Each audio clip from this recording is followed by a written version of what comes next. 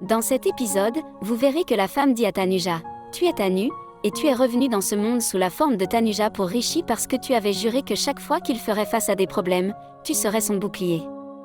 C'est pourquoi le Tout-Puissant t'a renvoyé pour Rishi, c'est votre deuxième naissance. » Elle a dit, « Même si cela ne s'est pas produit dans votre vie passée, dans cette vie, vous serez tous les deux ensemble. » Tanuja répondit, « Non, ce n'est pas vrai.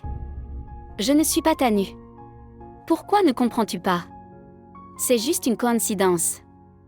Je ne suis pas Tanu, je suis Tanuja, le même Tanuja que Rishi a poussé hors de sa maison, la maison où j'aime tellement tout le monde.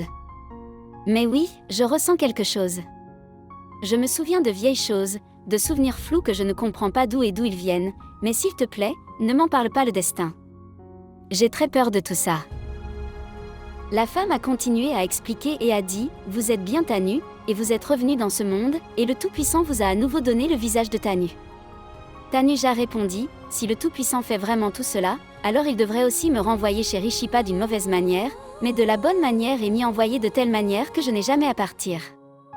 Et il ne me jette jamais dehors. Je ne veux pas abuser de ce visage. Rishi est une très bonne personne et il mérite une très bonne fille. » Pendant ce temps, Rishi essayait de dormir la nuit, se retournant et se retournant, et il n'arrêtait pas de penser à Tanu. Il a commencé à regarder ses photos et à se remémorer tous les moments qu'ils avaient partagés ensemble.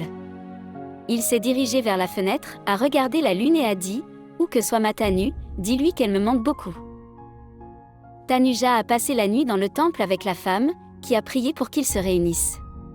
Le lendemain matin, Rishi était assis dans sa voiture et parlait à Nakul. Nakul disait, « Rishi B, pourquoi ne m'as-tu pas emmené au gymnase avec toi? Était-ce pour pouvoir me battre en boxe ?» Ils ont tous les deux ri et plaisanté. Lorsque Rishi a mis fin à l'appel, son regard est tombé sur le même temple où se trouvait Tanuja, et il s'est rappelé que c'était le même temple où lui et Tanu avaient fait le vœu de rester ensemble. À l'intérieur du temple, Tanuja a demandé à la femme, « Puis-je rester dans ce temple pendant quelques jours? Je n'ai aucun endroit où aller ni aucun abri. Je ne sais même pas où est mon téléphone. Je vais essayer de contacter mon oncle, peut-être qu'il pourra m'aider. » La femme a répondu, « Vous n'avez rien à faire. Vous avez juste besoin d'aller dire la vérité à Rishi, il comprendra que vous êtes Tanu. » Tanuja a dit, « Vous pensez que c'est ma deuxième naissance, mais je ne le pense pas. Et même si je lui dis, il me déteste tellement qu'il ne me croira jamais. Je ne veux pas aller devant lui et aggraver les choses pour lui. » La femme a dit, « Et s'il venait lui-même devant vous ?» À ce moment-là, Rishi sortit de sa voiture et commença à marcher vers le temple. La femme a dit à Tanuja, « Même si tu ne dis rien, je lui dirai tout parce que c'est moi qui ai marié Rishi et Tanu dans ce temple il y a 20 ans, et aujourd'hui, je lui dirai à nouveau la vérité. » En entendant cela, Tanuja se leva et s'assit à proximité. Lorsque Rishi est arrivé, il est resté là pendant un moment, puis il a reçu un appel de sa mère. Elle lui dit, « J'ai oublié de te dire que Maleka arrive, tu dois donc aller la chercher à l'aéroport. Elle est déjà là et personne n'est venu la chercher. Elle est très contrariée, alors s'il te plaît, va vite et amène-la. Sa maison. » Rishi partit précipitamment pour la chercher. À l'aéroport, Rishi a serré par erreur une autre fille par derrière, pensant qu'elle était Maleka, et a commencé à s'excuser d'être en retard. À ce moment-là, la police est arrivée et Rishi a demandé, « Qui s'est plaint ?» Maleka est apparue et a dit, « Oui.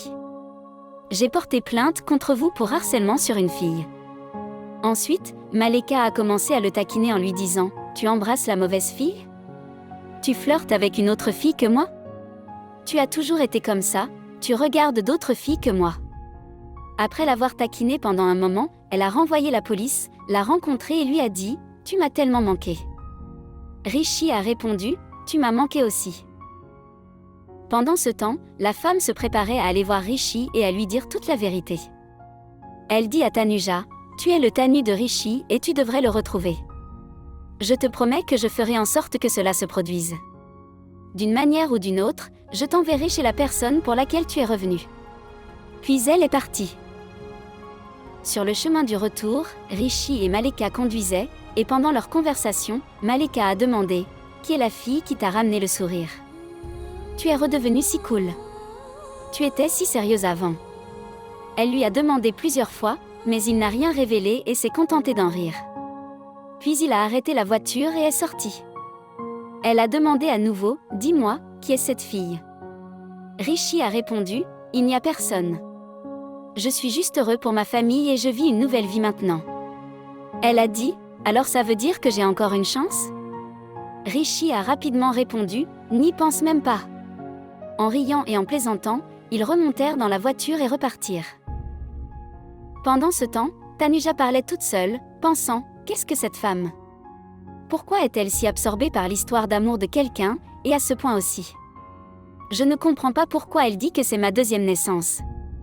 Je ne crois pas que ce soit ma deuxième vie, mais alors quels sont ces souvenirs qui me viennent à l'esprit ? Non, non, cela ne peut pas être vrai si j'étais Tanu, Rishi ne me détesterait jamais autant. Comment avez-vous trouvé cette critique ?